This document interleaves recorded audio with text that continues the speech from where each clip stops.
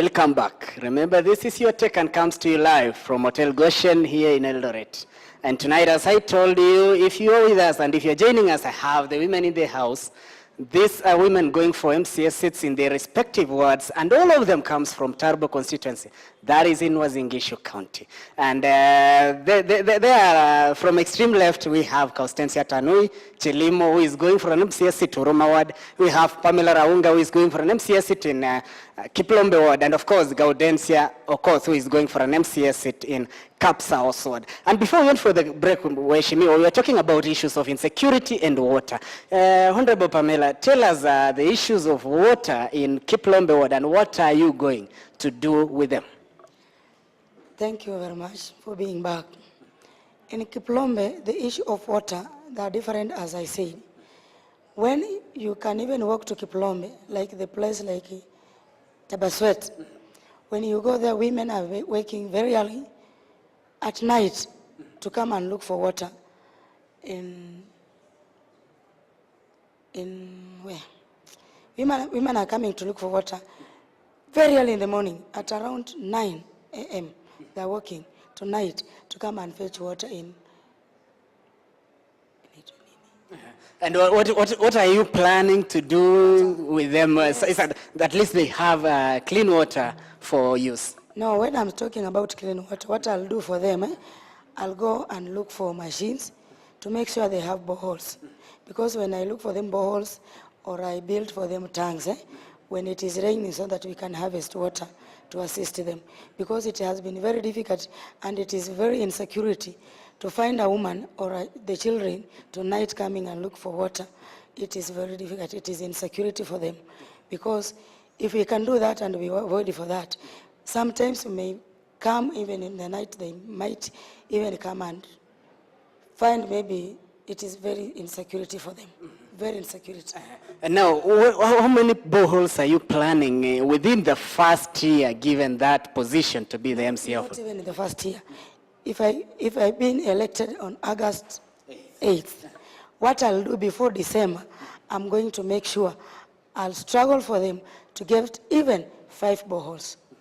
So people of Kiplombe should get that tonight, that if they give you a chance, within the period of 2 months, that is 160 days in office, they will have clean water, at least 5 boreholes across the ward.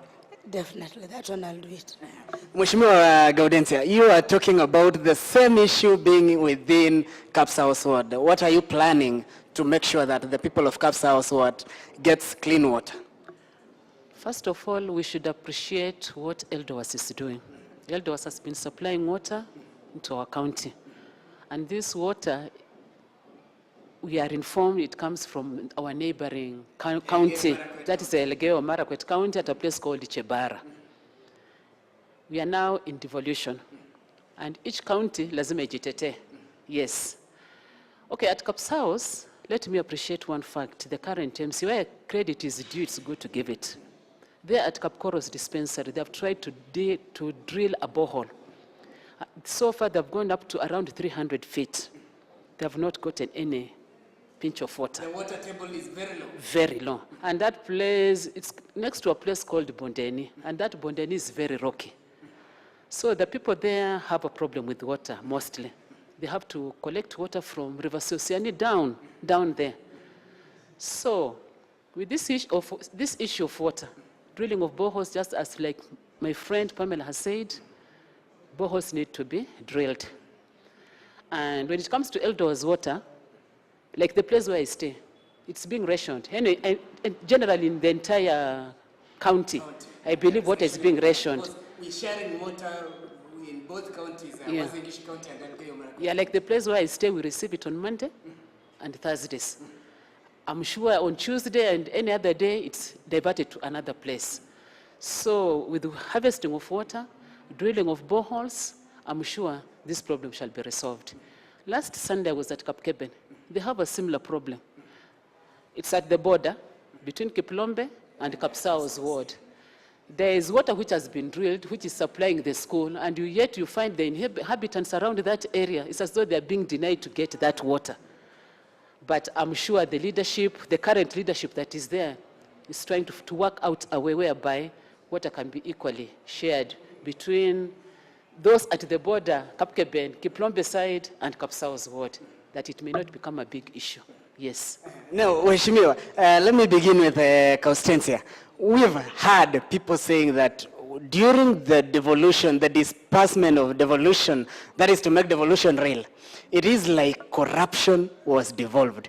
What are you planning to do? You are going for the legislative house, that is the county assembly.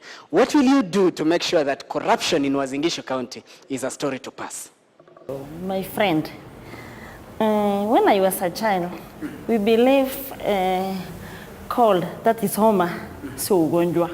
But right now, corruption ndio imeshinda homa everywhere in Kenya.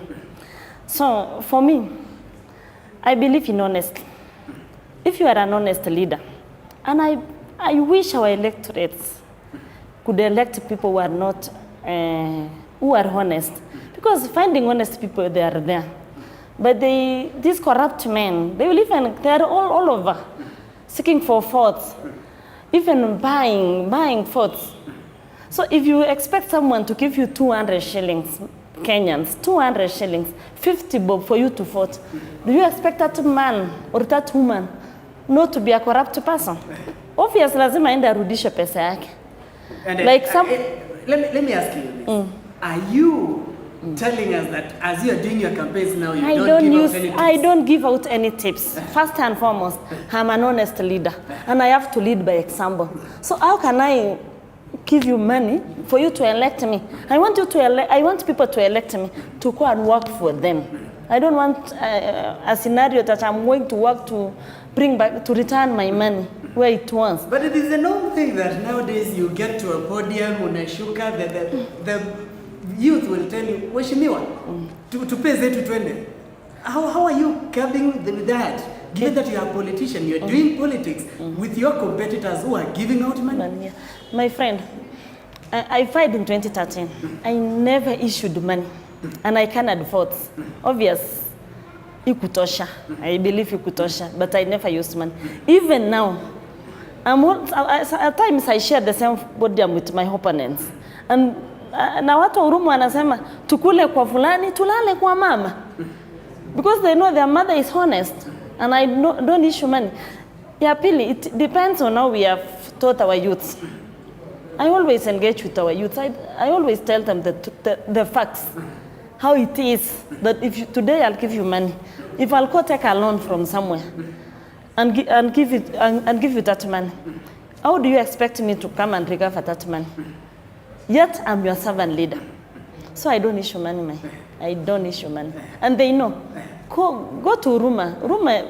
Uruma is just 100 meters from here. Ask them. Mama anapeananga pesa. They will tell you, no, mama ni kiongozi. So and I'm very proud of myself. In fact, yes. You're giving out something or not? Yes. And let me tell you something about youths of nowadays. They know. They already know whom they are going to vote for. And they know. And they are very... They are also scared of these people who are giving them money. They know. They even ask you, huyu mtu anatupea hii pesa, ametoa wapi hii pesa? Tukimwandika kazi leo kumpea kiketi, atatufanyia kazi ama ataenda kuchilisha yeye na jamii yake. They know. So unasikia, twende tukule kwa fulani, tulale kwa fulani. Tukule kwa fulani, tulale kwa fulani. So hii issue ya leaders, and I'm warning leaders, hii issue ya kupeana pesa, it's not good. Mheshimiwa Pamela, on this corruption and of course giving out tip-outs, you are in the podium, vijana wanakuambia Mheshimiwa, tufungue. I like that. Let me tell you, my fellow Kenyans, people are educated now, and they know what they are doing. I told you, I have been a vice chair, maendeleo ya wanawake, and I was elected from the ground.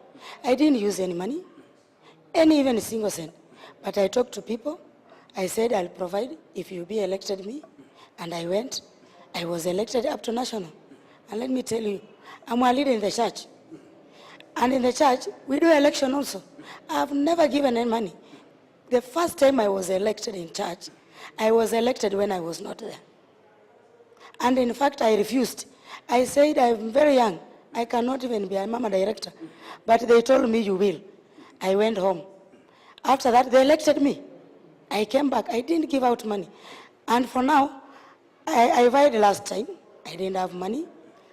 Now I'm vying. I don't give out money. And let me tell you, it is a challenge.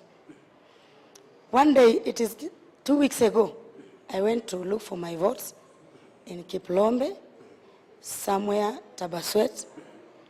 I walked and I talked. Do you know what? After that, niliambiwa, mtoto wetu kuja hapa. I was given money. Nikachangiwa transport na nikachangiwa lunch. Nikaambiwa rudi, tutakupea kura. So what I'm arguing it is, viongozi ya kumwaga pesa ni deni mnawapea na wakienda hawatarudi kuwafanyia kazi. Nipeni kura kwa kunikopesha na mimi niende niwafanyie kazi kama mama. Nataka nikwambia kwamba corruption inaanza na sisi. Kama utakalisha watu kwa hall uwape pesa na umechukua deni, kulipa mkopo ni 3 years. Itabidi nikichaguliwa niende nikae miaka 3 nikilipa deni na sitaonekana. Na sitaki kufanya hivyo kwa watu wangu wa Kiplombe. Nataka wanichague niende nifanye kazi. Nataka kurudia mahali pa maji. Nakwambia ukikuta mama anatembea kutoka Ta Prt anakuja kuchota maji baharini na hiyo maji ya baharini ni chafu. Ukiangalia unaona ni ugonjwa tu, Mungu atituhurumia. Wacha nichaguliwe. Niwachimbie kisima. Niweke dawa. Eldo asijafika huko, tapu zimekuwa dry. Barabara is terrible. Unakutana na mtu ametoka Kiplombe ameleta mboga town. Ameangusha na pikipiki, ni alama no or everywhere. Na hiyo Kiplombe imekuwa na uongozi wa wanaume. Elect mama. Mtaona mabadiliko na barabara zitakuwa. Nataka niwaambie kwamba mama akichaguliwa na mwanaume akiwa hapo, mtoto msichana atakupeleka hospitali ukigonjeka. Kijana atakununulia coffee ukikufa. Chagua mama. Utaona umepona. I'm telling you, this is a hot house by the way tonight. It is very hot. Having women in the house, it is very hot. Mheshimiwa Gaudensia, what will you do? This issue of corruption and of course youth telling you, Mheshimiwa, utufungue tupe zetu twende. You're wasting our time. Do you do that? I don't do it, and they know it. I remember just recently, just before, towards nominations, I had those young men, young women, and even there was this and mamas around me. And by virtue of being a nurse, they really respect that profession. They could say, wacha tupatie huyu mama, wacha tupatie huyu sister. Tukigonjeka, tunaweza kumkimbilia na tutapata kututibu. Kwa hivyo, when it comes to corruption, it starts with us as individuals. And let's have the fear of God in us. And as my friend Pamela has said, if you give out these tips, my friend, people have been quoted. Once they have been elected, they'll go there and recover that money first before they think of the electorate. And that will be almost 5 years down the line when they come back to seeking for re-election. Yes. So for me, I don't do it. All I say, give me your votes. I have had an experience there the past 2 weeks going for door-to-door campaigns. You reach a home, mama anakuelezea, sister, umekuja na kuonanga tu kwa picha. Thanks for coming. We are privileged to see you. Na by virtue of coming to my house, hiyo peke yake tu na kupatia kura. I have not bribed anybody. Just paying a courtesy call to somebody's home, a specific village, it counts a lot. It's not tips. Being a nurse, we've witnessed there are always nurses striking. And of course, the health sector has been devolved. Given a chance to be there. Yes. What do you think will be the solution to make sure that we don't have strikes in the health sector? These strikes have not started with the devolution. They were there even before, while we were still at the national government. And salary increments, public officers, servants, there's that time when salary has to be increased. There's a time when somebody has to be promoted.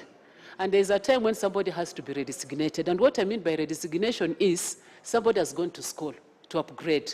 Maybe you initially had done a certificate, then you went back for a diploma and maybe a degree and then a master's.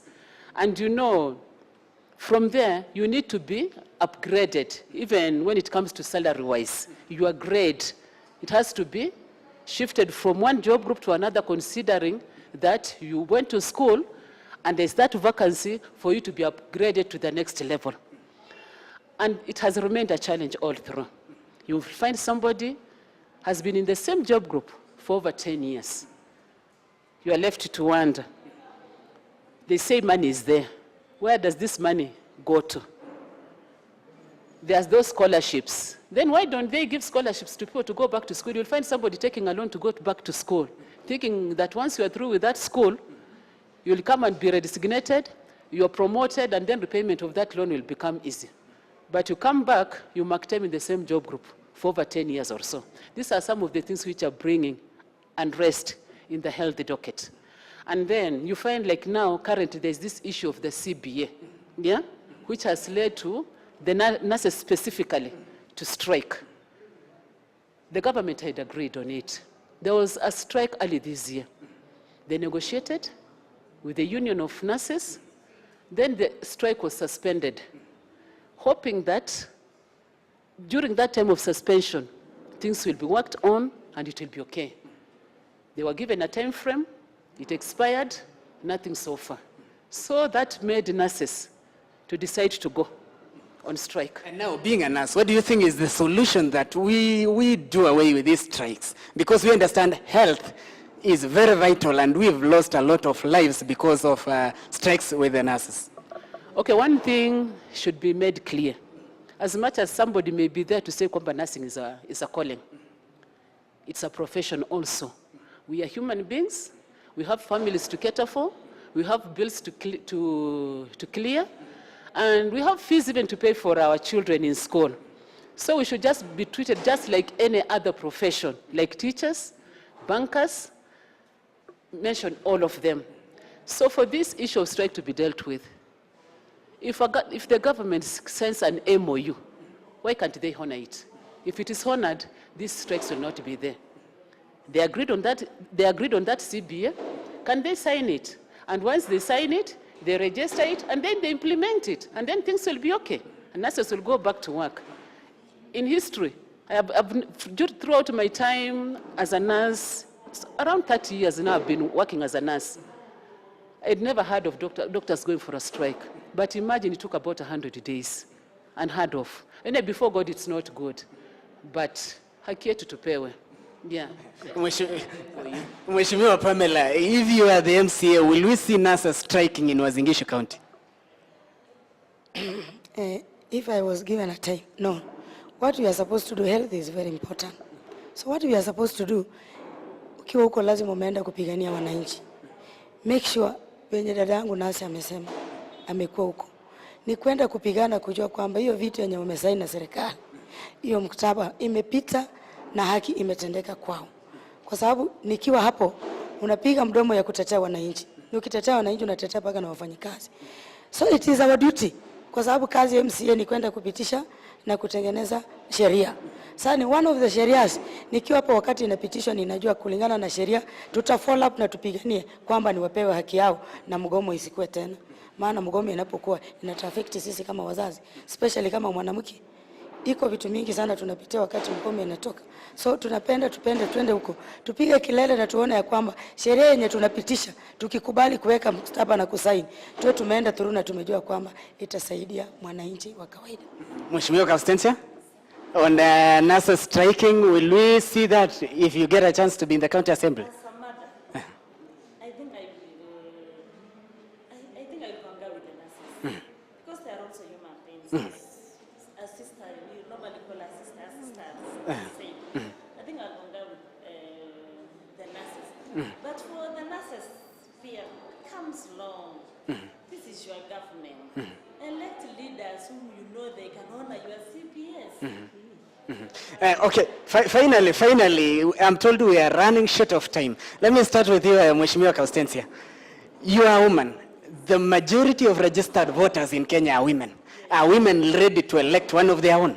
Of course they are. You know, there is this mentality going around that women cannot elect a woman.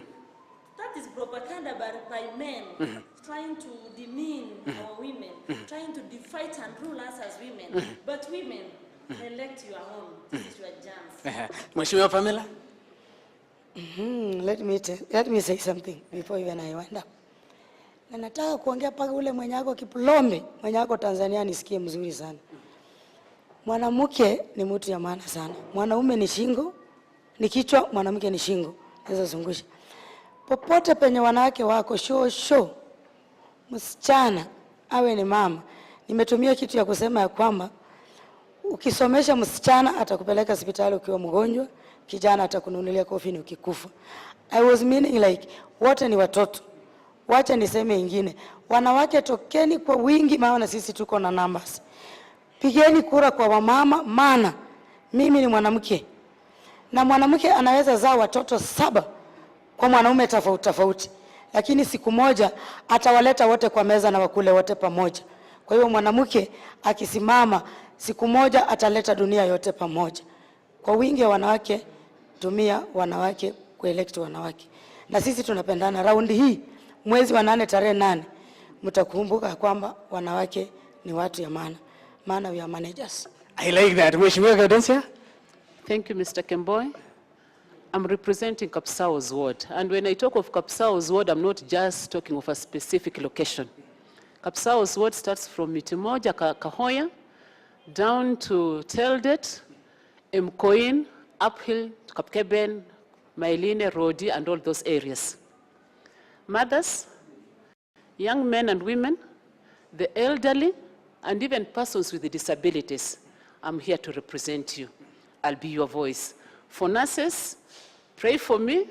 Those who are in Kapsao's ward, elect me, and any other health professional, I'll be a voice for the health docket at the county assembly. Yes. I'm encouraging women, vote in your own. Nani kama mama. We are closing. Everybody, you will be given a chance to give your closing remarks. I will start with Mheshimiwa Kaustensia. Your closing remarks, look at which camera, my director? That camera, look at that camera. Talk to the people of Huruma. Thank you very much, Mr. Kemboi. Great people of Huruma, this is your own Mama Chiri, Kaustensia Chelimo Tanui. If you fought for me today, you are voted for changes in Huruma. You know me very well. And even those of you, maybe we have not met, please vote for me. Vote for change. Ni wakati wa mama, na mama atasimama na nyinyi. Asanteni sana. Okay, Mheshimiwa Pamela, look at that camera, talk to the people of Kiplombe. My fellow people of Kiplombe, women, youth, men, my fathers and grandfathers, what I can assure you, vote for Pamela Rahunga Tinaili, Kiplombe, and vote for a change. A change will come and see. Vote for Pamela. What a man can do, a woman can do better. Mheshimiwa Gaudensia, look at that camera. Talk to the people of Kapsao's. Thank you, Mr. Kemboi. Thank you, the electorate at Kapsao's ward. There are 14,000 registered voters.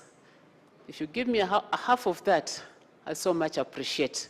I'm here to represent you. I'm your daughter. I'm your mother to those who are, to the elderly. I'm a mother to the young ones. I've schooled here. I've been brought up in Eldoret. I've worked here. I've seen Eldoret grow. So you know me so well. Give me an opportunity, and you'll see the change you expect to see in Kapsao's ward.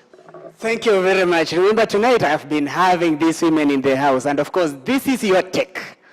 I've been having the women going for MCS seat in their respective wards, that is in Turbo constituency in Uasin Gishu County. I've been having Honorable Kaustensia Chelimo Tanui, who is going for an MCS seat in Huruma ward, Honorable Pamela Rahunga, who is going for an MCS seat in Kiplombe ward, and of course, Honorable Gaudensia Okoth, who is going for an MCS seat in Kapsao's ward. This has been coming to you live from Model Goshen here in Eldoret.